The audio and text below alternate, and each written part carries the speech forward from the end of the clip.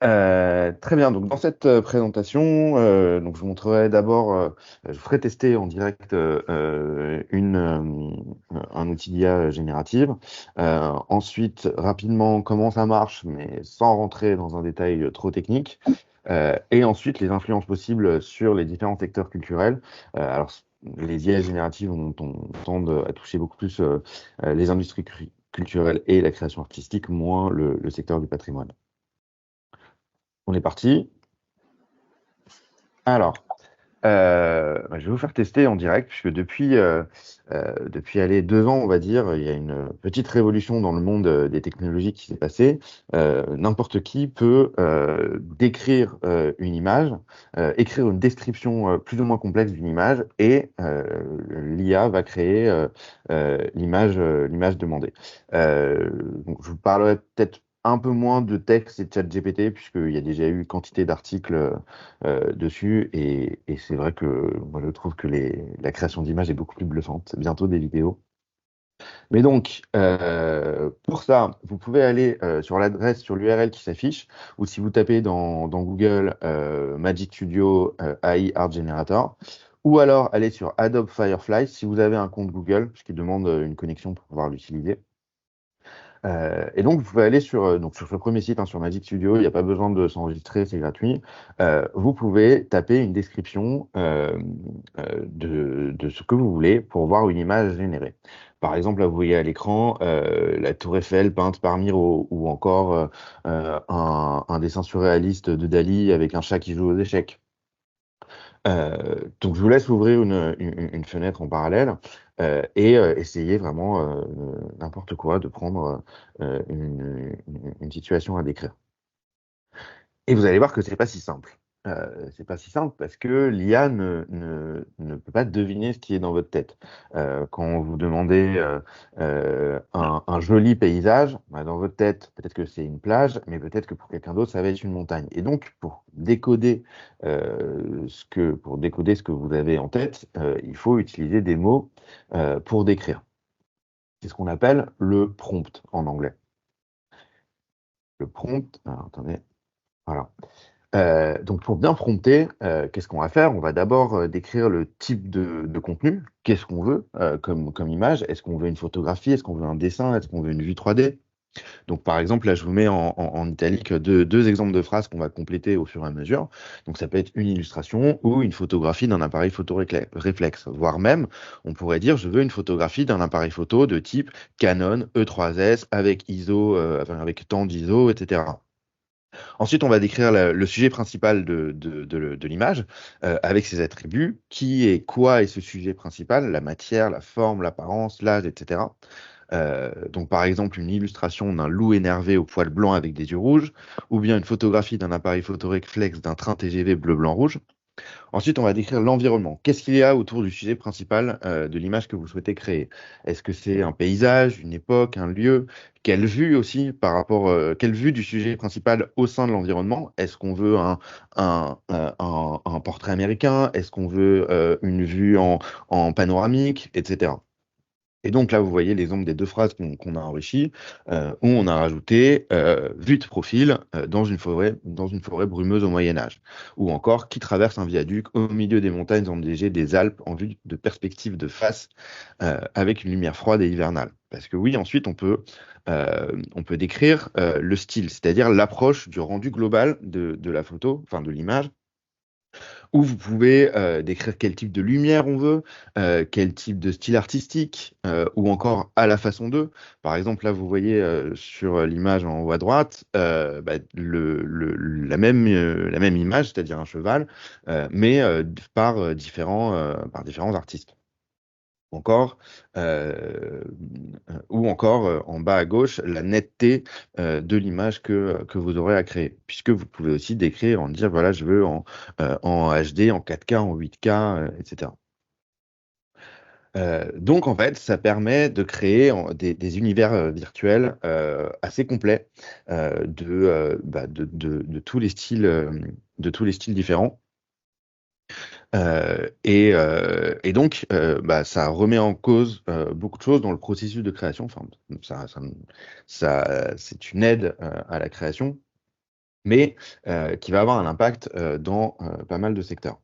Euh, voilà, là vous avez des exemples, hein. On peut créer vraiment tout et n'importe quoi, du manga de Star Wars des années 90 qui n'a jamais existé, un hamburger en Rubik's Cube, ou encore Homer Simpson qui joue dans le projet Blair Witch. On peut associer n'importe quoi à n'importe qui. Je vous conseille ce compte qui s'appelle Weird Dal-E Generation, un compte Twitter qui est vraiment très drôle, où vous voyez une image d'un chien sous acide qui rencontre ses ancêtres, ou Snoop Doggy Dogg, un mix entre Snoop Dogg et Dobby de Harry Potter, ou encore la couverture de Vanity Fair du mariage de Paris Hilton et Kim Jong-un, le dictateur coréen. D'autres exemples, à gauche, vous avez la photo qui s'appelle Théâtre d'opéra spatial de Jason Allen, qui a été la première fois qu'une image créée à l'aide de l'IA a gagné un concours photo aux États-Unis en août 2022. Et également, et je vous expliquerai dans la partie comment ça marche, l'IA, en fait, elle a mangé beaucoup de choses de la connaissance humaine. Et donc, on peut également l'interroger sur sa position, en mode, qu'est-ce que tu penses de? Donc là, par exemple, quelqu'un a demandé à l'IA de faire le dernier selfie sur Terre, et donc on voit cette image un peu glauque d'un humain avec le crâne et derrière des explosions atomiques. Mais voilà, on peut encore aller plus loin dans la création. Par exemple, là, vous voyez sur Le Seigneur des Anneaux, en fait, vous avez l'image du personnage tel qu'il est décrit dans les livres par Tolkien et l'acteur correspondant du film qui a joué dans la trilogie. Donc, parfois, ça ressemble, parfois pas du tout. Ou encore, on peut demander à l'IA d'humaniser des personnages de dessin animé, donc à l'inverse, prendre un personnage de dessin animé et de voir quelle tête il aurait en humain. Mais donc voilà, au-delà du prompt, on peut aussi donner à l'IA une image et lui dire d'itérer par rapport à cette image. Par exemple, je vais donner une photo de la vue du ministère de la Culture euh, à Paris, au Palais Royal, et donc je lui ai dit, invente-moi d'autres photos à partir de cette photo. Donc les quatre autres images que vous voyez, c'est pas des images réelles, elles sont complètement inventées par l'IA à partir de ce que je lui ai envoyé, et donc il a imaginé le reste du bâtiment. Et pareil, je peux lui demander ensuite de mettre cette cour comme si c'était sur une plage avec de l'eau, ou comme si c'était une boîte de nuit avec des néons ultraviolets, ou de remplacer les colonnes de Buren par des arbres, comme vous voyez en bas à droite. Et donc voilà, on peut donner à l'IA de la connaissance pour ensuite itérer autour de cette connaissance. Mais également, on peut lui demander d'inventer. Là, par exemple, le célèbre tableau La laitière de Vermeer, on a demandé à l'IA d'inventer, en fait, de prolonger la scène qu'il y a autour de ce tableau, en respectant le style, en respectant la couleur, en respectant la luminosité, etc. Et donc, l'IA a ouvert, a expand euh, ce tableau. Pareil, je me suis amusé à donner à l'IA des images de moi, quelques photos, je lui ai donné une dizaine, et je lui ai dit maintenant, à partir de ces photos, tu me connais, entre guillemets, invente-moi des photos de moi qui n'existent pas en fait. Donc toutes les photos que vous voyez à l'écran, c'est des photos qui sont complètement inventées par l'IA et qui n'existent pas des images. Mais vous voyez derrière que le prompt qui a servi à créer ces images, il est assez complexe. Donc, il a été généré aléatoirement par l'IA. Et donc là, vous voyez une photo, un portrait en vue moyen de moi, donc SKS Man, c'est moi, dans une Coupe du Monde à la FIFA, football années 80. Et là, vous voyez ce que je vous disais en bas. Donc, il y a la lumière cinématique très réaliste, ultra détaillé, et vous voyez Canon EOS 5D 100 mm ISO 100, donc on peut aller très très loin pour un photographe par exemple, moi j'ai pas du tout cette connaissance, mais un photographe par exemple, il pourrait donner des éléments beaucoup plus précis sur le type de rendu qu'il attend. Donc sur la création d'images, il y a trois technologies principales disponibles, Midjourney, Stable Diffusion et OpenAI. Euh, vous voyez par exemple en bas là, trois images différentes avec le même prompt. Un astronaute seul sur Mars, mystérieux, riche en couleurs et très réaliste. Et donc, vous voyez des styles différents. Midjourney, ça va être l'outil qui crée un style artistique le plus abouti, le plus créatif. Pour inventer des univers complets, Midjourney, c'est vraiment le meilleur. Le code est en partie ouvert avec une partie gratuite et payante. L'outil en fait va adapter le prompt à partir de styles prédéfinis. Donc comme je vous disais, pour gérer vraiment un univers le plus complet. Stable Diffusion, alors celui-ci, le code est open source, donc l'usage est non restreint. Là où les autres restreignent, on ne peut pas demander des images de nus, de personnages politiques, de signes religieux. Sur Stable Diffusion, c'est possible puisque tout est ouvert. Et là, en fait, ils vont chercher les images à partir du prompt, les fondre ensemble et enlever ce qui est superflu pour correspondre le plus possible à la description que vous avez demandé. Et OpenAI, DALL-E, qui est maintenant intégré à ChatGPT, celui-ci est plus réaliste, plus corporate. Alors là, le code est complètement propriétaire et lui va utiliser des milliards de paramètres pour interpréter le langage prompté et générer directement l'image correspondante. Mais voilà, tous les jours se créent de nouvelles technologies, de nouveaux outils. Vous avez des IA, là c'est du texte ou image, mais vous avez du voice to text, du text to du image to text, du voice to voice. Enfin, vous avez dans tous les euh, et de la vidéo aussi maintenant, donc dans tous les formats possibles. Donc, comment ça marche? Sans entrer dans la technique, il faut imaginer que tous les jours, comme le référencement naturel, en fait, il y a des robots qui parcourent toutes les pages d'Internet. Et donc, c'est ce qu'on a fait. C'est ce qu'on a donné à manger, entre guillemets, à l'IA, des centaines de millions de textes, d'images, de sons, de vidéos. On lui a donné tout Wikipédia, tout Flickr, des livres tombés dans le domaine public, des tableaux, des films, des références. On lui a donné vraiment toute la connaissance humaine, en tout cas, qui existe sur Internet. Ensuite, ces robots vont stocker toute cette information dans des serveurs et des bases de données immenses pour ensuite du traitement de données, de l'analyse de l'information, pour entraîner ces robots et faire de l'apprentissage machine, lui apprendre parmi des milliers parmi des millions et des millions de photos, de lui apprendre à reconnaître les différences entre les photos. C'est ce que vous faites notamment quand vous cliquez sur des captchas où vous aidez l'IA à s'entraîner et à reconnaître des photos de voitures, de passages piétons, etc. Et donc ensuite, une fois que l'IA a tout ça en tête, entre guillemets, quand vous allez écrire votre prompt, votre description et lui demander de créer quelque chose, elle va vous servir et aller créer le contenu à partir de la requête que vous avez demandée et des connaissances qu'elle a pour adapter, pour livrer quelque chose qui est le plus proche possible de la requête que vous avez demandée. Donc, elle va reconnaître des images de manière très très précise, c'est-à-dire au pixel près, en traduisant tous les éléments, la couleur, la forme, en données structurées, pour ensuite l'aider à identifier et créer des modèles d'apprentissage en comparant une image à l'autre. C'est-à-dire, on va lui donner une image, par exemple un chien qui court, elle va le comparer par rapport à son modèle, c'est-à-dire de millions et de millions d'autres chiens qui courent. Et elle va vous donner un pourcentage. Elle va vous dire, voilà, l'image que vous venez de me donner, ça a 98% de chance d'être un chien, 1% une voiture ou 1% une pomme.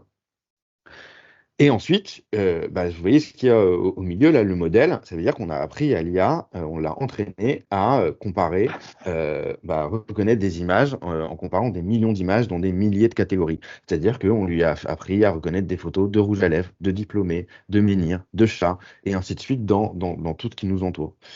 Ces images sont tirées d'un documentaire sur Arte qui s'appelle Autopsie d'une intelligence artificielle, que je vous conseille Oui, vivement. oui. Vous m'entendez? Oui, on vous entend, il y a un micro ouvert. Attention à vos micros. Oui, Alors, donc les influences sur les secteurs culturels, en fait. Qu'est-ce que ces changements vont introduire? Dans le processus de oui, oui, oui. création, Je t'écoute, je t'écoute. Euh, merci. Dans le processus de création, en fait, l'IA n'est qu'un nouvel outil dans la main du créatif, de l'artiste, du designer, de l'auteur, pour créer. De l'invention du pinceau en moins 40 000, puis l'écriture, puis l'imprimerie qui a changé le monde et jusqu'au travail de la publication assistée par ordinateur, ou encore l'arrivée de Photoshop, ça a été des révolutions dans la main de l'homme pour créer. Bah, il faut voir l'IA générative comme un outil en plus dans la main du créateur, mais voilà, ce n'est pas l'IA qui fait le créateur. Moi, par exemple, je sais utiliser Photoshop, je sais détourer des images, etc. Mais je ne suis pas designer, je ne suis pas directeur artistique, je ne sais pas quelle police va avec laquelle, je ne sais pas quelle couleur va avec laquelle, etc. Donc là, je vais vous passer un petit peu différents secteurs et comment dire, des projets, des cas d'usage, des innovations qui sont déjà en place autour de l'IA. Donc dans les médias, qui est un secteur qui va être euh, très perméable à l'IA générative, bah, il y a beaucoup de cas d'usage dès aujourd'hui d'application des illustrations d'articles. Évidemment, ça pose des questions sur la fin des banques d'images.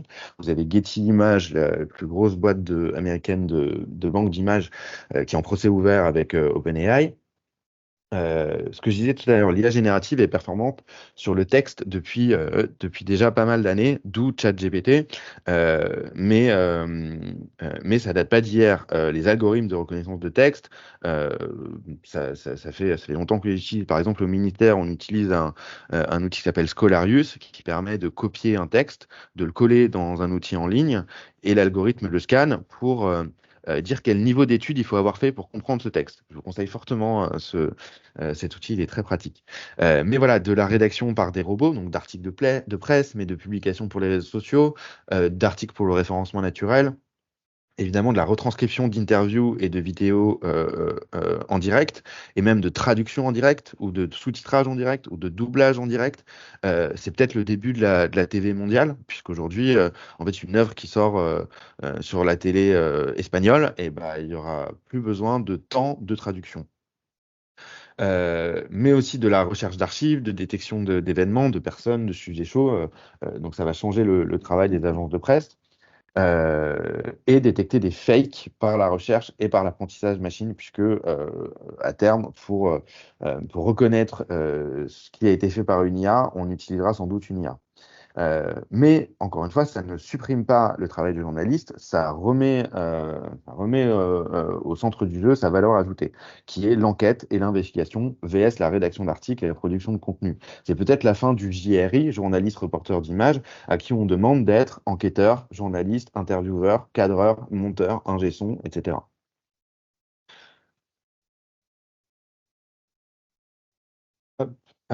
Et donc, vous avez déjà beaucoup d'aide à la rédaction. Vous le voyez que l'aide à l'écriture d'articles avec IA, c'est pas pour des articles de haute valeur ajoutée. Ça va être pour les élections municipales, pour la météo, pour la bourse, euh, ou par exemple Guy Hockey, qui a repris les données de nos événements nationaux, Journée du patrimoine, Nuit des musées, etc., pour valoriser l'offre culturelle autour des biens immobiliers qu'ils ont à vendre, par exemple, et ça grâce à l'IA. Donc, vous voyez, ça reste pas des enquêtes fournies, fouillées, recoupées, etc. Sur le secteur du livre et de l'édition, j'ai fait quelques recherches et j'ai trouvé des choses très intéressantes dans différents processus. Donc au début sur l'aide à la création, alors évidemment des livres et des e-books générés par IA. Et donc ça a tellement explosé que Amazon les limite à 3 par jour par auteur, ce qui est déjà énorme. Mais justement, j'en parlais hier soir à dîner avec des amis. Qui a envie de lire un livre écrit par IA? Je pense que de savoir qu'un livre a été écrit, un roman par exemple, a été écrit par une IA, je ne sais pas si ça intéresserait beaucoup parce que je pense que c'est un petit peu comme l'art moderne. Sur l'art moderne, vous pouvez prendre un tableau blanc, faire un jet de pinceau et dire c'est une œuvre d'art. Bah non, en fait, c'est une œuvre d'art parce que derrière, il y a un artiste avec toute sa sensibilité, avec son histoire, avec sa vision, et donc c'est ça qui fait toute la valeur ajoutée de l'œuvre. Euh, Vous avez également toute une polémique sur les couvertures de livres pas créées par IA générative. Là, je vous ai mis un extrait d'un tweet qui date de fin 2022 où Michel Lafon a commencé à faire des couvertures avec des images créées par IA, donc sans faire appel à des artistes. Et donc c'est pour ça que c'est créé un label création humaine qui certifie que la création a été faite par un humain. Mais également de l'aide pour les auteurs. Voilà, faut pas voir aussi ça comme un frein au travail du créateur, mais comme un assistant. Vous avez par exemple cet outil qui s'appelle Grammarly, qui va pouvoir aider sur la relecture, la grammaire, l'orthographe, mais aussi faire des suggestions sur le style et la clarté. Vous avez aussi de la personnalisation à l'extrême grâce à l'IA générative, avec par exemple Wonderbly qui permet de personnaliser des livres pour enfants avec voilà, le prénom de l'enfant, avec un dessin qui ressemble à l'enfant. Et donc pour l'identification, ça peut être très intéressant. Pour le livre interactif aussi, pour un peu le livre dont vous êtes le héros, mais en puissance 1000. Donc je sais pas, là, si vous voyez l'image à gauche, je sais pas si vous avez dû voir, mais moi je suis bombardé de publicités pour des e-books genre manga, avec des choix de vie des personnages qui est à la limite entre le jeu et l'œuvre littéraire. Ou encore un autre outil qui s'appelle AI Dungeon, qui permet de vraiment, c'est le livre dont vous êtes le héros, mais en puissance 1000. Donc vous avez votre histoire, là vous voyez tout au début, You are Dorian, a survivor, trying to survive dans un monde infecté de zombies. Et donc, je peux faire des choix. Vous voyez en bas, sur la petite télécommande, je peux dire do, say, story, see. Et donc, je peux vraiment choisir les actions que je veux faire. Je peux dire, ah, je m'enfuis ou je réponds ça à tel personnage. Et ensuite, l'histoire s'adapte et ses illustrations s'adaptent aussi en temps réel. Et ou encore Ludenso, qui permet une interactivité des livres via de la création d'objets en 3D assistés par IA. Ou encore, donc sur la publication ou sur la diffusion, vous avez... ah, Ludenso, je l'ai mis 2 fois, pardon. Vous avez audiobook.ai qui permet de transformer un livre en livre audio et de le traduire dans potentiellement plein de langues. Donc, vous uploadez votre texte, vous choisissez parmi 146 voix et donc 43 langues, des options de révision et votre livre audio est prêt. Un autre outil un peu fun qui s'appelle Quillions, qui permet de créer des questions, des quiz, voire des exercices à partir de n'importe quel ouvrage. Alors, je pense évidemment aux livres scolaires, mais évidemment de créer des questions sur n'importe quel roman ou essai. Sur les bibliothèques, alors l'enjeu, je pense qu'il est moins dans l'IA générative, il est surtout quand même avant tout dans l'IA des données, dans pouvoir utiliser l'IA pour analyser, réutiliser, trouver d'autres cas d'usage sur des données en masse. Donc bien évidemment, les métadatas sont un élément très important, que ce soit sur des images, des ouvrages ou n'importe quel élément qui vient enrichir vos bases de données. C'est pour ça que la feuille de route de la BNF sur l'IA concerne beaucoup de ces sujets. Nous, au ministère de la Culture, on a un petit exemple de ce type de cas d'usage où en fait on avait des dizaines de milliers de contenus et on a du jour au lendemain on a ajouté un système de tags, donc de mots-clés pour aider l'usager dans sa recherche et dans la navigation du site. Mais sauf qu'il a fallu taguer les 30 000 anciens contenus, qui n'avaient pas été tagués à partir du moment où on a mis en place cette fonctionnalité. Et donc, on a fait appel à l'IA qui, en fait, a parcouru l'ensemble de nos contenus et les a tagués automatiquement entre régions, sujets, thématiques, type de contenu, etc. Et là, notre prochain et ça marche aussi en continu. Ça veut dire que quand un rédacteur finit d'écrire son contenu, le système lui propose automatiquement des tags. Et ensuite, le rédacteur n'a plus qu'à choisir, à dire OK, celui-là je le garde, celui-là non, il n'est pas pertinent. etc. Et l'étape d'après, ça va être de faire la même chose avec les images. C'est une fois que le rédacteur a fini d'écrire son contenu, d'aller lui proposer des images, alors pas des images créées par IA, mais des images dans nos bases de données ou sur des bases de données libres de droit, type Wikimedia par exemple, pour lui proposer des images d'illustration pour l'article qu'il vient de créer. Également Google Talk to Books, qui permet d'analyser des documents et des données en masse pour une assistance à la recherche documentaire, où en fait vous allez pouvoir interagir avec les livres qui sont référencés dans leur base de données, poser des questions et en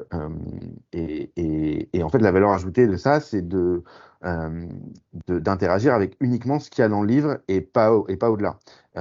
Par exemple, sur Culture.gouv, donc le site du ministère, on a pris l'ensemble des contenus qui décrivaient les aides et démarches, donc appel à projet, subvention, demande de label, etc. Chaque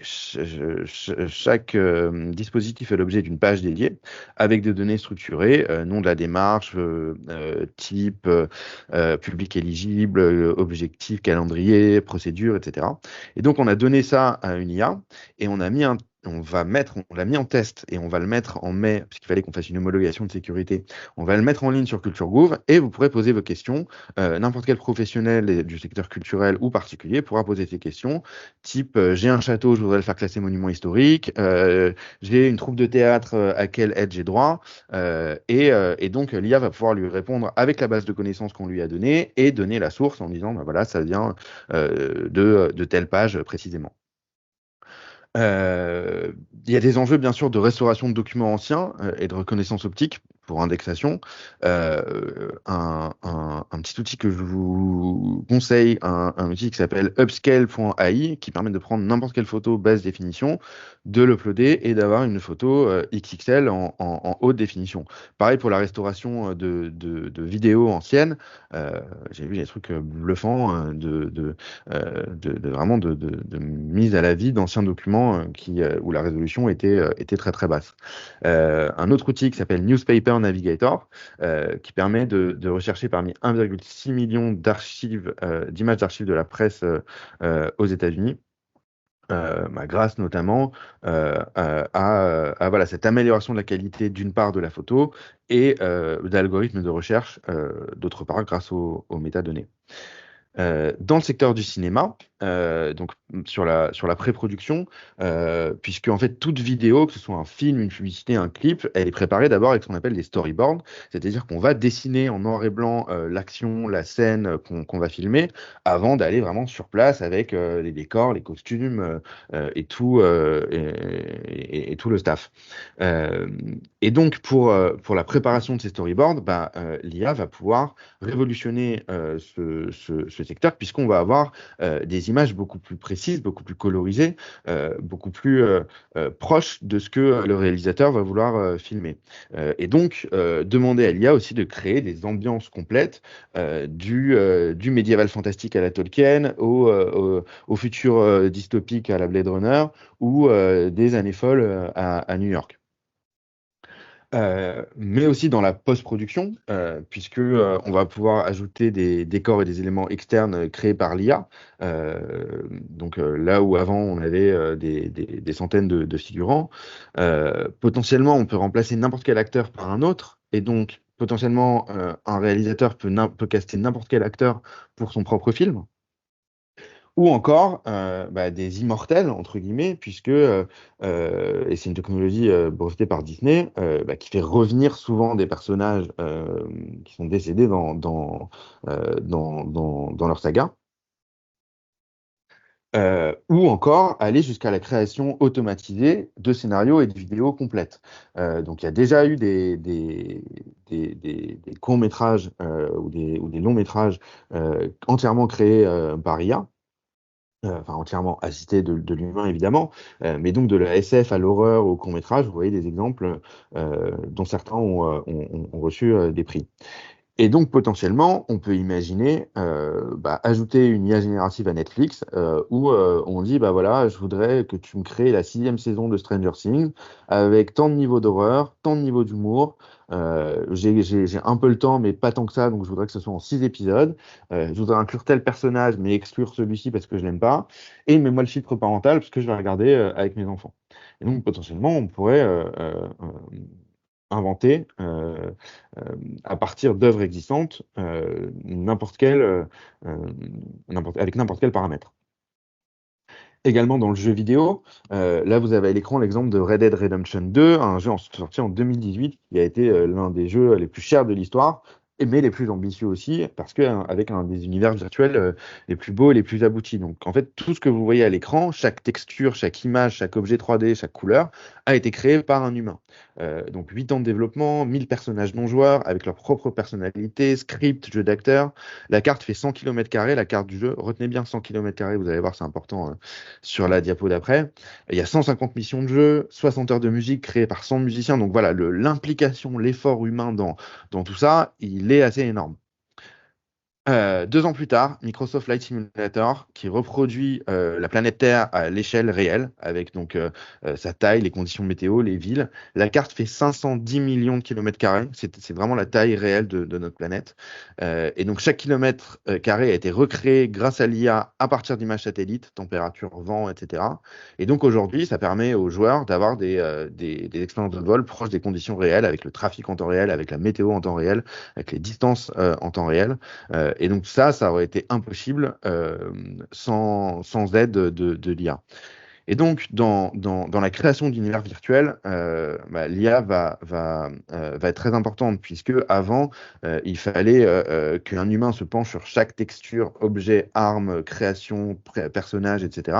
Là, on peut demander, par exemple, à une IA de créer une déclinaison de 9 potions pour un jeu de rôle, ou de créer 10 missions différentes dans un jeu sur l'Antiquité. Sur l'Antiquité grecque. Et donc, le prix de création du contenu va atteindre zéro. En fait, non, il ne va pas atteindre zéro, mais il va diminuer drastiquement, ce qui va permettre de raccourcir les temps de développement, de design, et donc peut-être des conditions de travail améliorées, puisque c'est vrai qu'avant la sortie des jeux, c'est connu pour que les développeurs et les créateurs soient très, très pressurisés. Mais donc, ça veut dire une augmentation du nombre de jeux produits et de micro-jeux et plus de studios, puisque ça va baisser le coût d'entrée pour créer un jeu, en fait. Dans le design, où l'IA générative va pouvoir placer n'importe quel produit dans n'importe quel contexte, vous allez prendre une photo d'un objet et en fait, vous allez pouvoir dire à l'IA, je veux voir cet objet dans telle situation, dans tel intérieur, dans tel paysage.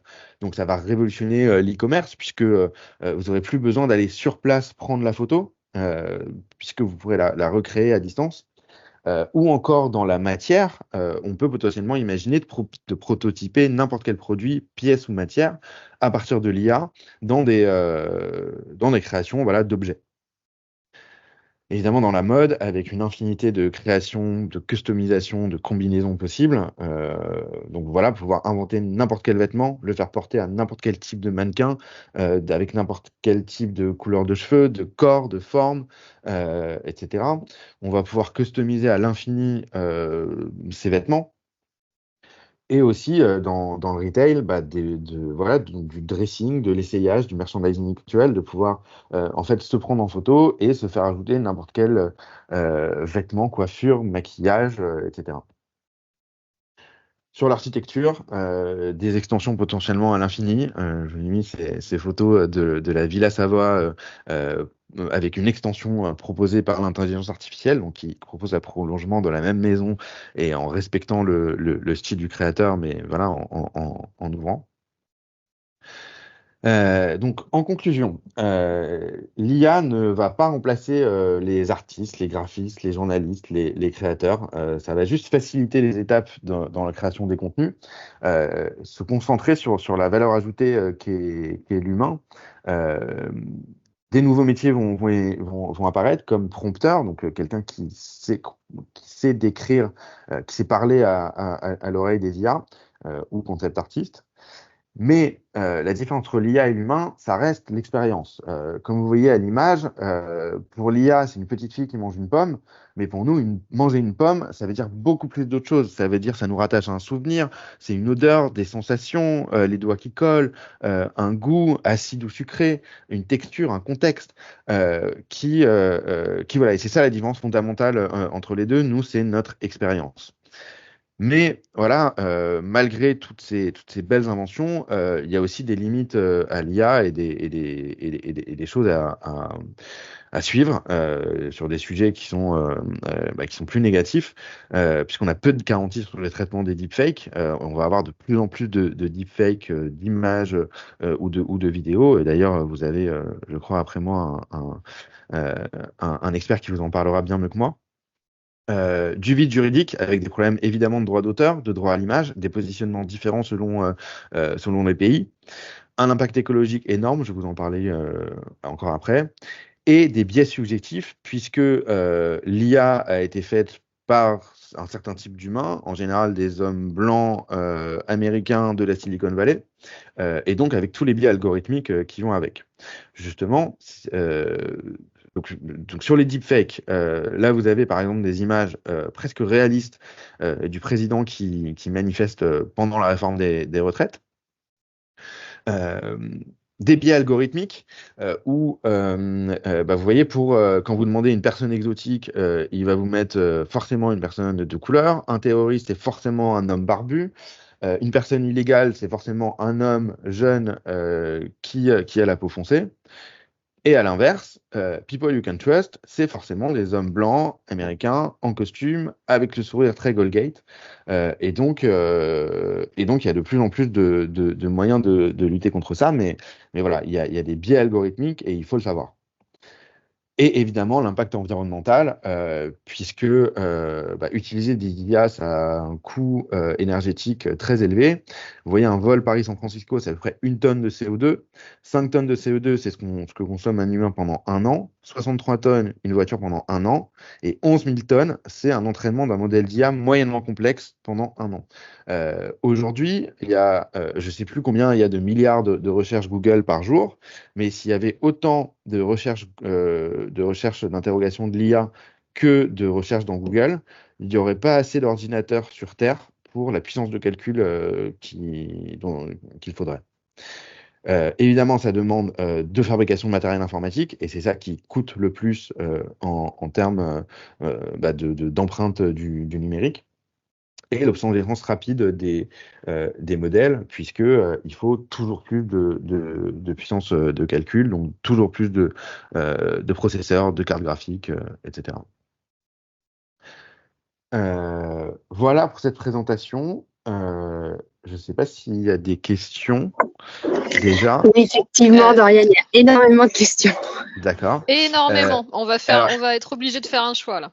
Est-ce que je peux peut-être en anticiper une sur les implications juridiques? Tout à fait. Voilà. C'est une bonne idée.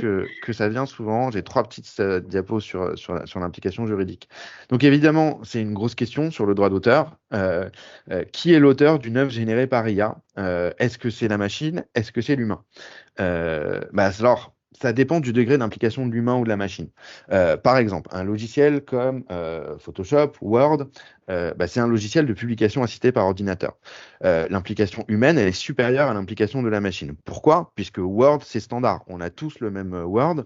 Et en fait, ce qu'on crée, c'est nous, l'auteur. L'auteur de l'œuvre, c'est l'humain. Puisque la création humaine, elle est supérieure au code du logiciel qui est complètement standard.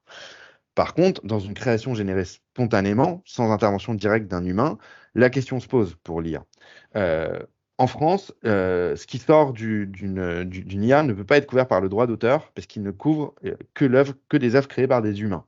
Par contre, au UK, c'est pas du tout le cas et le UK accorde des droits aux œuvres créées avec intervention humaine, même indirecte. Donc, la question qu'on se pose, c'est qui est le créateur? Il y a 3 hypothèses. Est-ce que c'est l'humain qui a créé les œuvres sur lesquelles l'IA a appris et créé ses modèles? Est-ce que c'est l'humain qui a codé et entraîné l'IA, l'ingénieur? Ou est-ce que c'est vous et moi, l'humain, qui requêtons et créons à partir de l'IA? Prenons la première hypothèse, c'est l'entrée. L'IA s'inspire ou intègre une œuvre préexistante. Si l'œuvre est libre de droit, évidemment, pas de souci. Par contre, si l'œuvre est protégée par du droit d'auteur, deux cas de figure. Soit on peut le déterminer, soit on ne peut pas le déterminer. Si on ne peut pas le déterminer, et c'est la plupart du temps c'est le cas, pourquoi? Parce que l'IA, elle s'inspire de millions et de millions d'images sources, donc c'est très difficile de savoir exactement de quelle image elle s'est inspirée. Et donc de faire la différence entre la création originale et ce que l'IA a apporté. Si c'est possible de déterminer l'auteur, dans la réglementation, est-ce qu'il y a un usage loyal, c'est-à-dire générer une image à la façon de pour illustrer une présentation comme je fais aujourd'hui sur l'intelligence artificielle par exemple, ou alors est-ce qu'il y a enrichissement, c'est-à-dire je vais entrer 10 romans de Stephen King et je vais demander à l'IA de m'en créer un 11e à partir du même style et me mettre à le vendre et me faire de l'argent dessus, là ça sera de la contrefaçon. Mais voilà, ça reste extrêmement difficile à prouver parce que l'interaction homme-machine, il y en a énormément. Et donc, de savoir exactement de quelle image l'IA s'est inspirée, c'est très difficile aujourd'hui, mais ça peut changer. Hypothèse 2, la sortie. Imaginons que c'est vous et moi, humains, qui créons à partir de l'IA. Ces œuvres ne sont pas protégées par le droit d'auteur, puisque c'est un petit peu comme l'utilisation de Word, comme je vous disais tout à l'heure. C'est standard, c'est produit directement par une IA et non par un humain. C'est de la création en masse. Et il y a seulement, entre guillemets, un bouton à appuyer, c'est-à-dire une phrase à écrire, j'appuie sur le bouton et paf, ça crée. Donc l'effort humain est très bas. Mais qu'est-ce qui se passe quand il y a une implication humaine forte? Par exemple, la photo que je vous ai montrée tout à l'heure qui a gagné un prix de photo, le créateur, il a fait quand même 150 heures de travail dessus, il a fait plusieurs centaines d'essais, d'itérations pour arriver à ça. Donc, est-ce qu'il y a processus de création? Là, vous voyez une BD, Zarya of the Dawn, qui est la première BD avec un copyright qui a été accordée pour un roman graphique assisté par IA. Et troisième hypothèse, l'hypothèse de la technologie, donc l'humain, l'ingénieur qui a codé et entraîné l'IA, le modèle prédictif. Alors lui, il porte la responsabilité en cas de dommage et infraction créée par l'IA. Si par exemple son IA a créé une image pédophile, c'est lui qui va en être responsable pénalement. C'est lui qui finance le stockage et la puissance de calcul phénoménale qu'il faut pour héberger toutes ces données. Il y a une somme de travail investie dans la conception et la maintenance du programme, puisque pour créer ces modèles d'IA, ces modèles de langage, il a fallu une association assez poussée entre des chercheurs universitaires et le secteur privé des startups. Donc là, l'effort humain, il a été très élevé. Sur la réglementation, il y a eu en 2020 un rapport du Conseil supérieur de la propriété littéraire et artistique qui recommande de désigner le concepteur de l'IA comme auteur des œuvres générées. En 2021, une proposition de règlement de l'UE sur la responsabilité du fournisseur de l'IA en cas de dommage. Des procès en cours qui vont faire jurisprudence. Je vous parlais tout à l'heure de Getty Images contre OpenAI. Et évidemment, une réglementation européenne qui avance sur de la régulation de ce secteur.